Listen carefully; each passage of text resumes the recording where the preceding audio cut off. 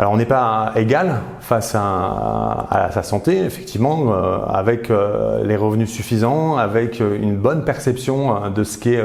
la préservation de son capital santé, donc son éducation, avec des capacités à pouvoir se divertir, à faire de l'activité physique, à manger sainement, à pouvoir arrêter de fumer ou ne pas fumer, etc., etc.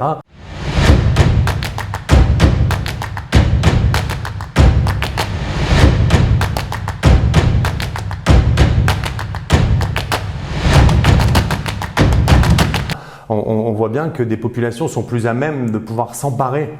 des comportements et des bonnes conditions de vie que d'autres qui sont soumis à des contraintes qui font que, de par des travails fragmentés, de par des périodes de chômage, de par le fait d'être dans une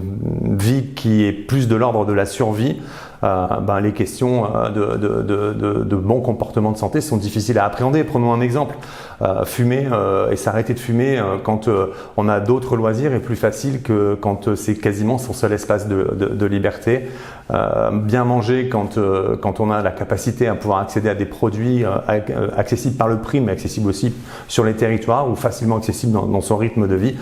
fait qu'on pourra avoir une alimentation saine. D'autres personnes ont moins la capacité de pouvoir accéder à cette alimentation saine. Donc on voit bien que traiter des inégalités sociales de santé, c'est pouvoir mettre les moyens sur les populations les plus éloignées de la réduction de ces facteurs de risque. Et on parle d'universalisme proportionné de manière à mettre